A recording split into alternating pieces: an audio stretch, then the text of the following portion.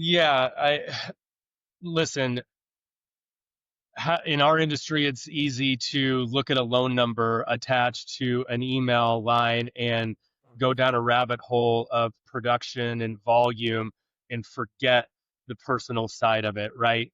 Hmm. And years ago, it became very obvious to me that a house is more than a house. It's a home to somebody. And more than a home, it is the single greatest vehicle for wealth creation in the entire country. Okay, Uh-huh. I've spent my entire 20-year career um, getting people into homes quickly and painlessly, and then showing them how to utilize the appreciation in that home for future wealth creation, right? How to consolidate debt, how to utilize equity products for investments in other businesses or in additional real estate, right? Welcome to the Real Estate Pros Show, where we interview real estate investing professionals from coast to coast, as well as the service providers that serve the real estate investing industry. Our goal is simple: share what's working now to help you improve and scale your business to the next level and meet the pros that can help you get there. Real Estate Pros is powered by Investor Fuel, America's leader in helping real estate investors and professionals build the business you need to live the life you've always dreamed of. Let's start today's show. Property insurance for real estate investors doesn't have to be difficult, but it does need to be there to protect you when you need it. MyInvestorInsurance.com not only provides insurance at 15 to 30% cheaper than traditional agencies, it's built specifically for real estate investors like you. You can set up an account in about 2 minutes, get quotes on properties, turn on and turn off insurance for your fix and flip or rental properties in around 2 minutes without having to talk to anyone directly, all through our portal. There's no better way or faster way to make sure you've got the coverage you need to protect you, and no more lengthy policies either. Once you're set up, you're billed monthly and prorated by the day for however long your policy is active. It's powered by MSI, the third largest independent MGA, with 1.5 million customers and more than $1 billion in cumulative premiums written.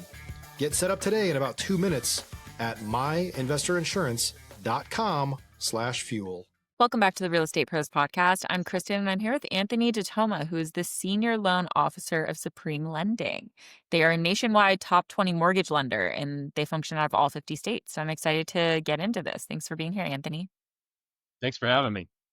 So I want to get into, you have such good experience and knowledge of the market and kind of the nuances within it that maybe people don't know about. But I want to start at the beginning. How did you kind of get into this line of work? You know, um, like so many loan officers or so many salespeople, it wasn't really a direct goal in a straight line for me. I was introduced to the mortgage industry in two ways, predominantly because it's a family business. My sister had been in mortgages back in Arizona for years. Her husband runs his own broker shop, so it was an industry that I was familiar with. But it ended up being a coworker at a previous job I held that said, "Hey, you should really look into this whole mortgage thing. They're killing it." That was way back in 2006. Wow. I took the plunge, jumped in, and boy, I was not prepared at all for For 2008. the ensuing fall of Yeah. 2007. What was that like? What was that like being on your side of the business? You know, it was it was a very confusing time for us. It was heartbreaking. Yeah. Um, just sitting there watching your friends and colleagues kind of get walked out by security as the layoffs rolled through, not just our company, but hundreds of mortgage lenders throughout the nation. It was daily news, hearing which was the next lender to fall in the domino line. But the truth of the matter is, my colleagues and I had been sitting there talking to our borrowers in the run up to the '07 mortgage crisis, and honestly, hearing the loans that other lenders were doing, right? Um, we were doing, non-prime paper, which is credit scores below, 620. So that presented its own set of challenges. But clients were getting offers from lenders nationwide at the time that were offering them 100 or even some cases 120% of their current home value as a cash out refi, right? Uh, Thinking that the home values were going to continue to rise indefinitely. And that just clearly was a flawed piece of logic from the start. So we knew that it was kind of rocky ground we were sitting on back then. And when the dominoes started to fall, we knew it was going to be bad. Stop living on an island and join the #1 mastermind in America for professional real estate investors. Investor Fuel is a community of hundreds of the nation's top investors working together to build stronger businesses and better lives. In addition to the amazing community of real estate investors acting as a board of advisors for one another, Investor Fuel members have access to 100% funding on purchase and repairs for our members only, a health insurance program, and benefits and discounts that more than pays for the membership of most of our members, meaning it's actually costing you money to not be a member of Investor Fuel. If you're looking to scale your business and build a business that allows you to live the life of your dreams, please visit investorfuel.com today and book a call with our team. yeah, I mean, that's so devastating. That was such a devastating time for the industry. When did when things started to kind of even just even out, not necessarily even upswing, how did that feel? How did you kind of, because I'm sure it was hard to even build a client base and a strategy when you're entering, essentially your career right when the industry collapses. Right. No, it's a great question. And I think my lack of experience in the industry leading up to that point was probably one of the things that saved me Yeah. because I didn't lose all of the clients that so many people lost, right? And then the industry just shifted in such a dramatic way regarding homes and mortgages and the government's ability to step in and lend a hand. The big term in the mortgage lending space back then was a product called the DU Refi Plus. And that was basically the government stepping in and offering assistance to refinance loans even when they were underwater, and give people access to lower interest rates and give them some reprieve. So we found a way to plow through, but it certainly shifted the industry Yeah. in a really dramatic way, which is why I start to pull my hair out when I hear some of these really fantastic clickbait stories coming out of the media about how we're on the doorstep of another '07 housing market right now. I just don't see it, and the data doesn't bear that out. Yeah, talk more about that, kind of where we're at in the industry and what you see. Yeah, where we're at in the industry is having just gotten out of a pandemic where we saw record run-ups in home values, home prices appreciating at 5 or 7% year over year for 3, 4 years straight, right? And so everybody was used to their home values climbing quite substantially and very quickly too, right? But the other part of that same coin, the flip side of that same coin that nobody talks about is why home values were running up that quickly. And the answer was simply supply and demand. There was nobody who was willing to put their house on the market. And so inventory dropped to a level where there were so few houses active and on the market for sale that they had 10, 15, 20 offers from buyers on day one, right? So we've gotten out of that market as people have become more comfortable with the idea of selling their existing home. Hmm. Inventory now, just as of May 2025, finally got back to pre-pandemic levels. Okay, so in the past 5 years, we have now just gotten back to the levels of available homes for sale before COVID hit. So now we're seeing a little bit of quieting down of that year over year appreciation, but still forecasted growth in the vast majority of markets nationwide, maybe just 1 to 2% growth as opposed to 5 or 7%. So Right. that's the market we're in. It is not, maybe we'll see some additional price drops as people realize that they can't be so aggressive in their initial list price, but those price drops are different than a housing crash, which is kind of that clickbait stuff that I was referencing earlier. Yeah, absolutely. And kind of looking ahead, are you optimistic about, what's to come with, interest rates and all that?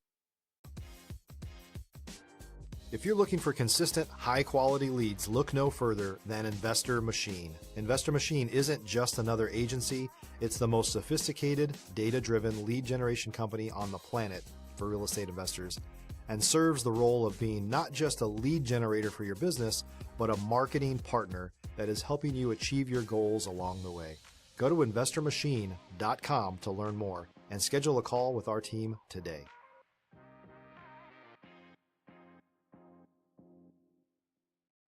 I really am, for a couple of reasons. Number one, I've been telling my realtors and referral partners for years.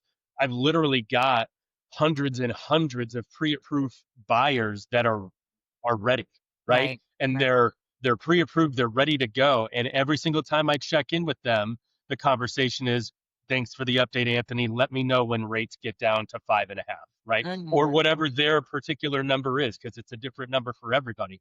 But studies have shown that literally 80% of home buyers, potential home buyers, have said that they are waiting for rates to come down before they pull the trigger. So we've got this deep bench of potential buyers just waiting for rates to get down to a level that will help with affordability, right? Yeah. um, that's I think what is so exciting about our. That's what makes me so hopeful about this stage of the market we are at. The other thing is, selfishly, us in the lending community, um, we have seen the roles of active licensed loan officers nationwide drop from over 300,000 in 2022, 2021 to about 80,000. Okay. Wow. So our entire industry has really shrunk. And I truly believe that it's the lenders that are providing the best service and the most value to their referral partners and to their clients that have survived this thus far. Why has it shrunk so much? Just from the changing market? Yeah, I mean, the number of loans being done both on purchase and on the refi side has dwindled during this high rate environment we've been in for the last 3 years, that it Yeah. simply doesn't justify a 300,000 strong employment sector in the lending community, right? And Mhm. so the ones that have survived, I believe, are the ones that truly have the experience, the tools, and the ability to show up and get a client squared away in a very seamless type of process. Yeah, absolutely. That's so interesting. I mean, devastating for the industry, but that's very interesting to hear. And it's also interesting. I've heard that from a couple people that there is like a deep network of buyers that are just waiting for rates to drop. It kind of, there's no perfect market. I think that if you're somebody who wants to get into the market, this isn't a bad time to get in, do you think? Like, because there's going to be competition later. Yeah, absolutely. And that's a tough lesson to try and convey to buyers who aren't necessarily as dialed into the inner workings of real estate markets and the ebb and flow that we see on a constant basis with production. So a lot of times, um, we'll get no from the buyer at an interest rate that's been at 7% for the past 3 years, right? But call me when rates go down. And then that parlays into a second type of conversation that we have commonly with borrowers that say, okay, I'm glad rates are falling, but I don't think I want to see them fall a little bit further. Let's see how far they go. And Yeah. so often in the past, we've been burned, and we've had clients that were burned who thought we were on the precipice of a really significant rate drop, only to have the rug pulled out from under us by the Fed or some really strong economic data that kind of caused the market to pull back. So, to your point, the conversations I'm having with my clients every day are to try and educate them. Let's get your file ready. Let's get you pre approved so you're green light, you're ready to go. And then once you're ready to pull the trigger, all I have to do is click a button and we're off and running, sort of Yeah. thing, right? Because to your point, in the past 3 months, when mortgage rates dropped almost a full percent, right, from 7 down to 6.25 or just above 6, we already saw our phones start to ring more in the lending community. New applications for home purchases and new applications for refinances started to spike.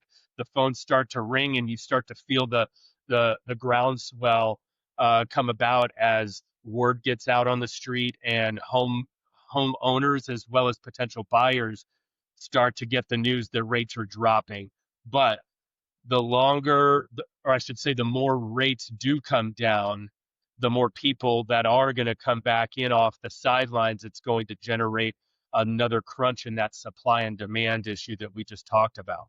If you're a new or newer real estate investor looking to launch or grow your real estate investing business, please check out Investor Fuel Club. It's a coaching community, but unlike anything you've ever seen before. And you can actually partner with members of our mastermind from coast to coast on deals right in your market. There's no better opportunity to build a consistent business than to literally partner with pros to help you avoid costly mistakes, avoid the need for capital to do deals, and help you eliminate your fears as you're starting your business. Learn more about Investor Fuel Club at investorfuel.com/club. Interesting. And I would love for you to talk about non-qualified mortgages and kind of this growing part of your business. Yeah. Non-qualified mortgages or non-QM loans, as we refer to them, are really something relatively new to the mortgage space, right? They were rolled out in 2014, 2015 from as a result of legislation handed down from Congress that basically told all lenders in the United States, if you're going to do a mortgage for a home buyer, you need to validate certain ways in which you are proving that they have the ability to repay that mortgage you're giving them, okay? And those come with particular methods on calculating income from pay stubs to W-2s and also self-employed buyers. And it was a very inside the box approach to calculating income. And then they said, this happened in 2014, 2015. And then they said, if you're not able to get them to fit inside that box, you can give them a non-qualified mortgage. And this is where all of the loans that you've heard about that are alternative documentation types, right? Alternative documentation could be described as your bank statement loans or your profit and loss statement loans, P&L loans for your self-employed buyers, right?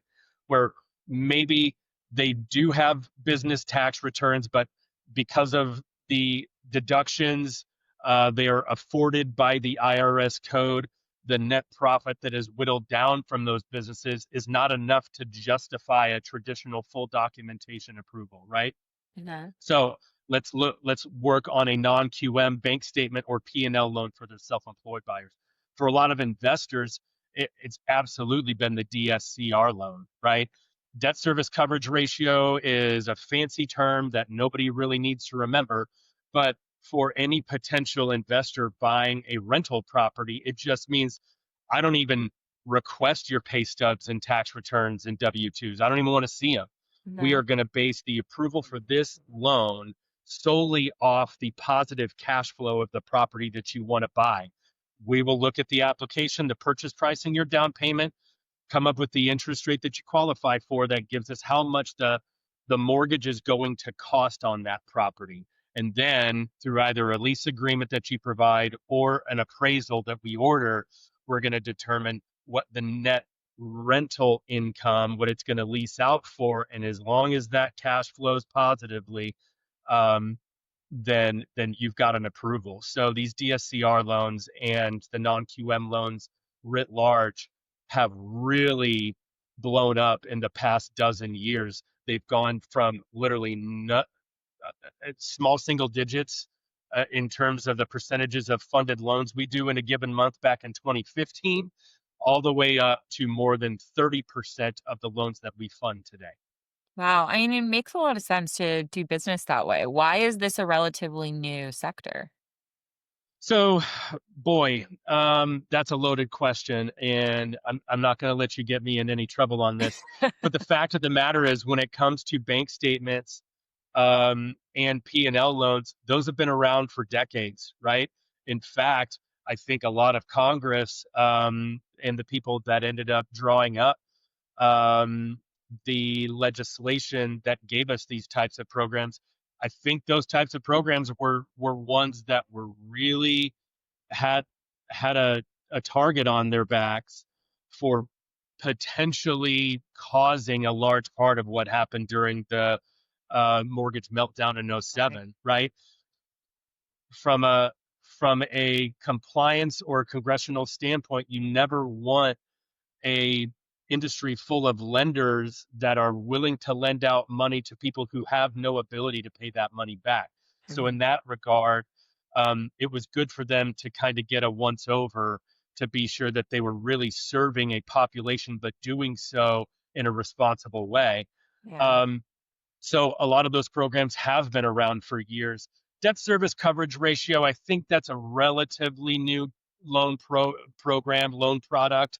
But the fact of the matter is, if you're an investor buying the house, the lending community quickly understood that, yeah, there's added risk in lending to somebody buying a non-owner occupied property, right?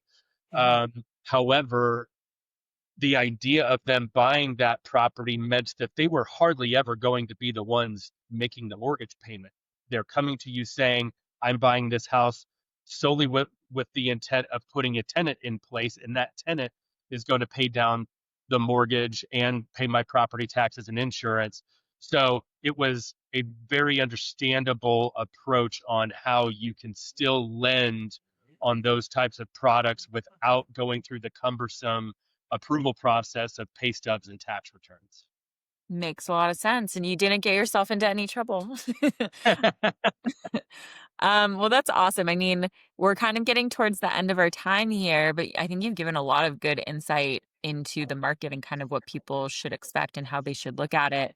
I would love to hear about your individual approach as a lender, I know, or a loan officer. Like, I know that you think of a house as more than just a house, and I would love for you to talk more about that. Yeah, I listen, in our industry, it's easy to look at a loan number attached to an email line and go down a rabbit hole of production and volume and forget the personal side of it, right? Mhm. And years ago, it became very obvious to me that a house is more than a house. It's a home to somebody. And more than a home, it is the single greatest vehicle for wealth creation in the entire country. Okay, Mhm. I've spent my entire 20-year career um, getting people into homes quickly and painlessly, and then showing them how to utilize the appreciation in that home for future wealth creation, right? How to consolidate debt, how to utilize equity products for investments in other businesses or in additional real estate, right?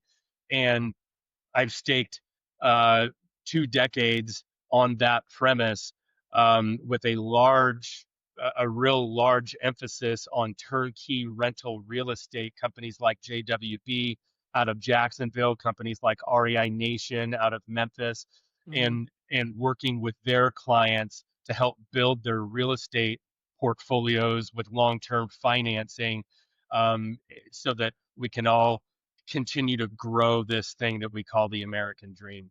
I love that. I think it's such a great approach. So, thank you so much for sharing so much practical information for us. Tell everyone where to find you and how to work with you. Absolutely. You can find me on my email and my cell phone. I feel like my cell phone's everywhere. Anthony.Datoma at supremelending.com. You can Google Anthony Datoma and find us there. And also be sure to follow me on social media, Instagram, Anthony.Datoma over there for market updates and product rollouts. We're constantly keeping everybody educated. Fabulous. Well, thank you so much for being here, Anthony. Thanks, Kristen. And thank you, everybody, for listening. I hope you learned a lot and got some inspiration of how to maybe look at your business a little differently. So we'll see you back next time. Bye. Thanks for joining us for today's Real Estate Pros Show. You can learn more about the amazing benefits of the Investor Fuel Mastermind community, including surrounding yourself with hundreds of other rock stars, 100% financing for your deals, and members-only discounts from vendors you're likely already using that, as a member of Investor Fuel, will save you more than the cost of your membership. Visit investorfuel.com to learn more. If you're interested in joining us as a guest of this show, please visit investorfuel.com/pros to apply. You can also check the show notes for access to free resources, how to get access to world-class lead generation, and much more. Don't forget to subscribe so you never miss another episode. Have a great day. We'll see you on the next show.